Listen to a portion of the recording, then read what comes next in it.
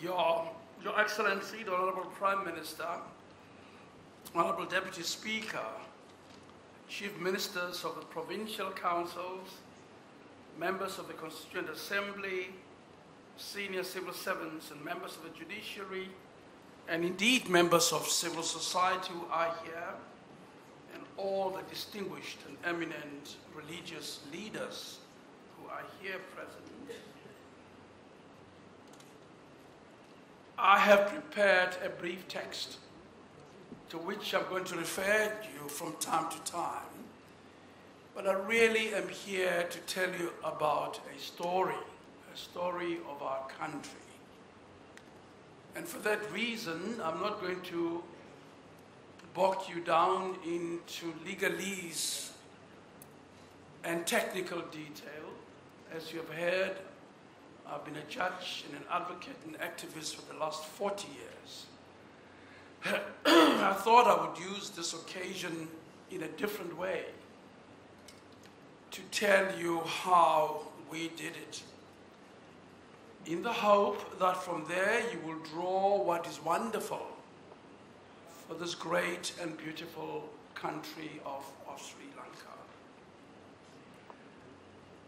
It is a privilege to deliver this address as guest of the Constitutional Assembly. It is also an honor, Honorable Prime Minister, to speak at the Moseneke International Memorial Conference Hall yesterday at Parliament, where I was a guest. I found a moment to pay tribute to Prime Minister Sirimavo Bandaranaike's leadership within the non-aligned states movement and her unwavering support for the South African struggle for liberation and democracy throughout her term of office in the 1960s and the 1970s. The esteemed Prime Minister Bandaranaike often called for the end to apartheid and the release of our great leader Nelson Mandela and other political prisoners. I've not been here before, but being here for the first time, I rise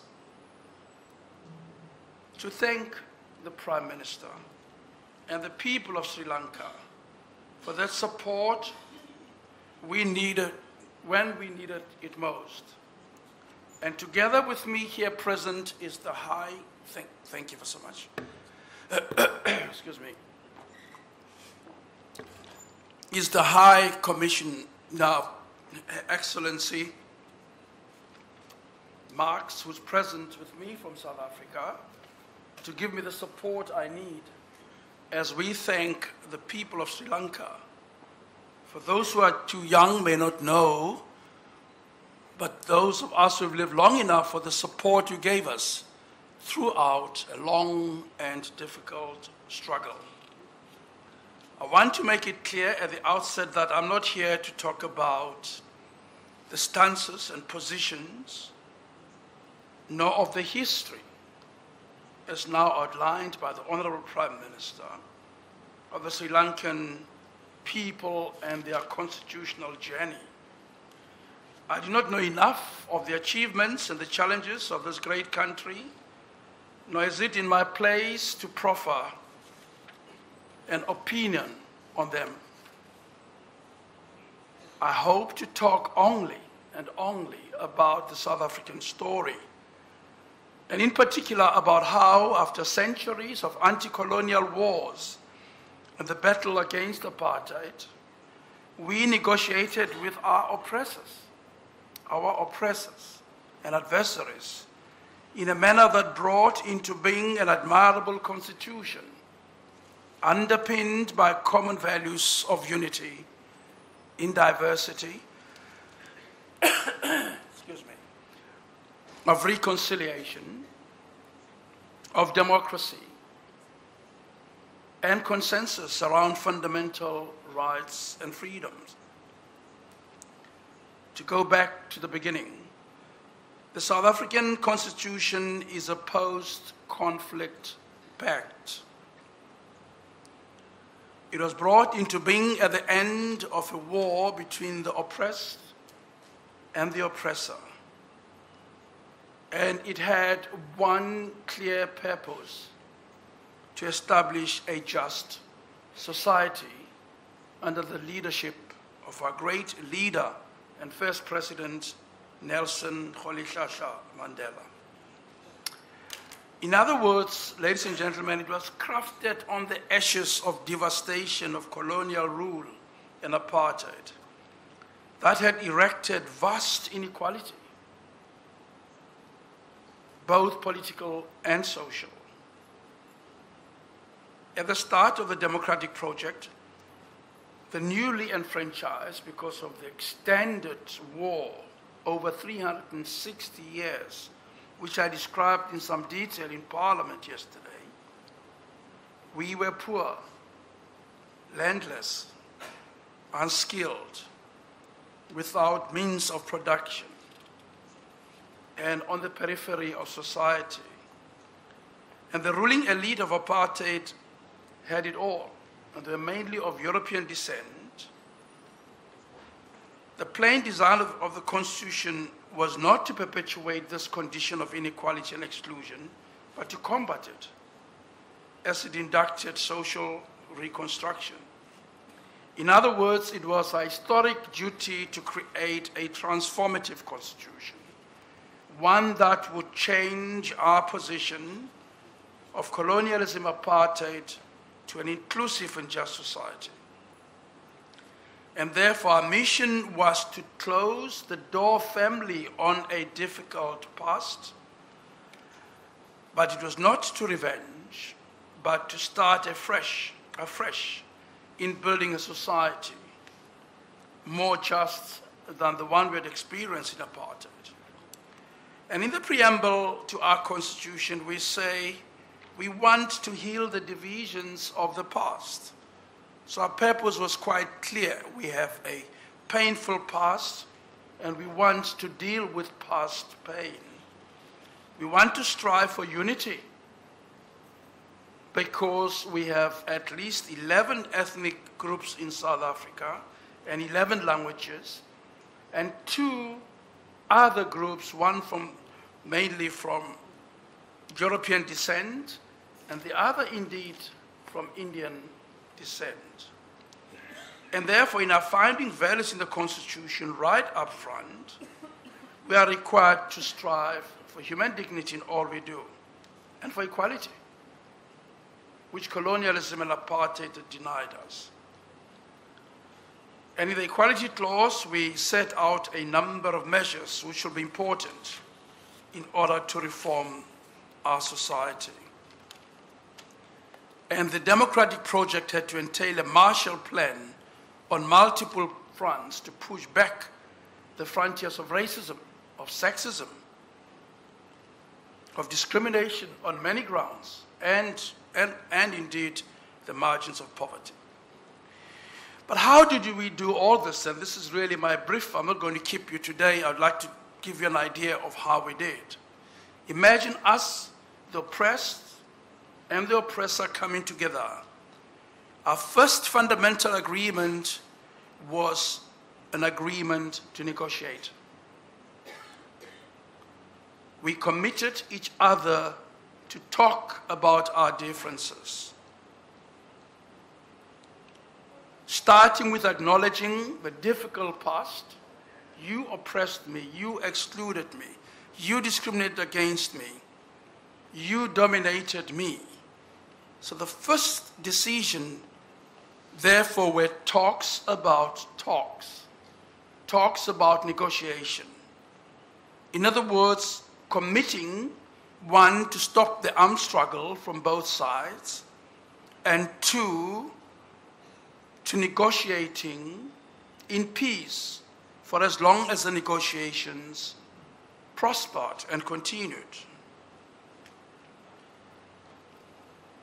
And therefore, it was a long, a tedious process, starting with talks about talks, coming then to a process of an interim constitution. It was long, it was tedious, and it lasted, some sometimes forget, for 4 years, from 1990 to the end of 1993, when we put together an interim constitution which the Honorable Prime Minister referred to. And the reason for that was our deep consciousness, which I heard the Honorable Prime Minister refer to that. We were not elected representatives of the people. We did not have the legitimacy to put together a constitution after many years of war without a constituent assembly duly elected by the people to represent it in drafting the constitution. In other words, we recognize that the legitimacy of the constitution arises from the will of the people.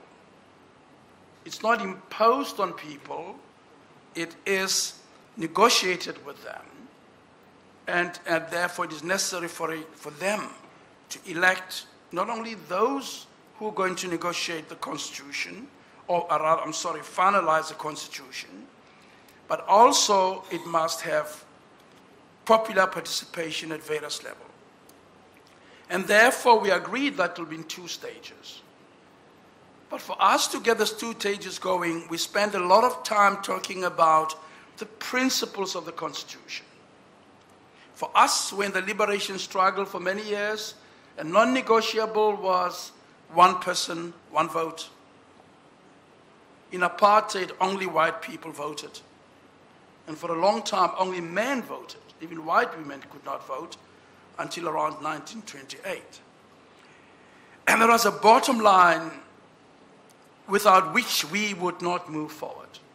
So we learned that it was important that there are certain things which are important and which are bottom lines. And for us was every person in South Africa should be entitled to vote. And the second thing was to get everybody to be committed to the outcome of a final constitution. In other words, commit to the process up to a final constitution. We resorted to a number of confidence-building mechanisms. Release political prisoners, and we wanted to see whether the apartheid government was serious. Allow the return of combatants from outside our borders. Repeal all the bad laws even before we changed the constitution.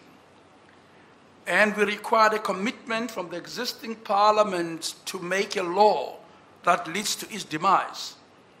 So we asked the apartheid government to fall on their sword and adopt a new constitution that in effect would bring to the end the previous constitution.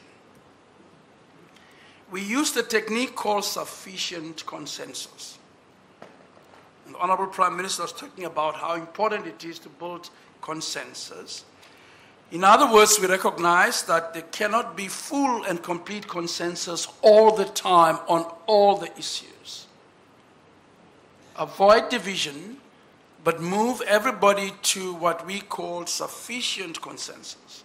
In other words, when most of the key and vital parties arrive at an agreement on a big question, the parties agreed that they would be entitled to call that sufficient consensus, which is different from majority decision. In other words, having most people in the tent, even if just a few might be outside. And if there are any significant few outside, you have no consensus. You have to go back and do it again. We parked disagreements only to return to them later. Every time we did not agree, we paused for tea, for coffee. We left the issue to cool down and come back to it after 2 months. I can give you examples of that. When we had many of the officials were involved in crimes against combatants, and the population wanted amnesty. And we were not going to grant amnesty on a platter. And our demand was that they will have to tell the truth about disappearances, about deaths, and acknowledge and commit to memorializing our painful past. They, on the other hand, wanted amnesty. They wanted not to be charged, not to go to jail. We differed on that issue, and it was the last question that we agreed on in the interim constitution. The principle here, Honorable Prime Minister, being the obvious one, that when you run into disagreements, you park them and come back to them, listening carefully to the other positions and resolving the low-lying fruit. The issues that you can agree on, you go ahead and agree on. The difficult questions, you leave for last. For instance, the land question and the property clause in the South African Constitution was resolved last. Because for us who were oppressed, we did not want to legitimize all the gains of the colonial rule and apartheid, and the other side wanted to legitimize that very past, that privileged past. It was one of the last things we did. But there are easier things like the name of the country, the form of government. Those you do and agree early because they are less difficult. We always started with broad principles before thrashing out the details. Because quite often we get bogged down into details which we disagree on. But if the principles are in place, the details in time will fall together. And as I've said, we dealt with issues like truth and reconciliation and amnesty last, including the pensions of our former rulers. We refused to promise them that they'll get their pensions and park them so that we can have certain concessions from them. And I go on to a few issues just before I sit down.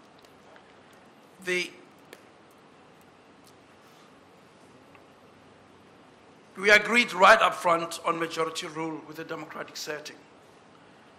We agreed on a supreme constitution and a firm break away from Westminster system. Unlike you, we're a British colony, and we're very determined to create a republic, and which would have a supreme constitution.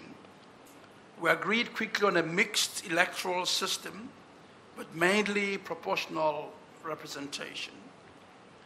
We had difficult discussions on devolution of power, how much power stays in the center, and how much of it moves to the periphery.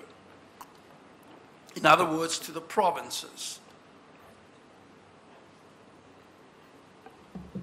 It was difficult because many of South Africans wanted a federal system where there's more authority at the provinces, and some wanted more authority at the center in order to be able to transform society effectively.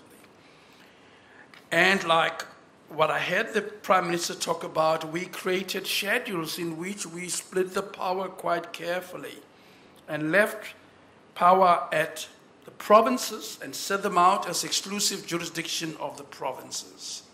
And we delineated power, which is exclusive jurisdiction of the center, national government.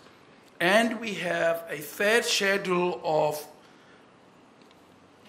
of joint power or concurrent competences, and which get decided by the court should there be a difference or conflict in exercising those power. And in that way, we diffused a very big difficulty we had on devolution of power and form of state, and we did not call it federal state or unitary state, but one with mixed features of both. We had a long and difficult discussion about group rights and fundamental rights and freedom.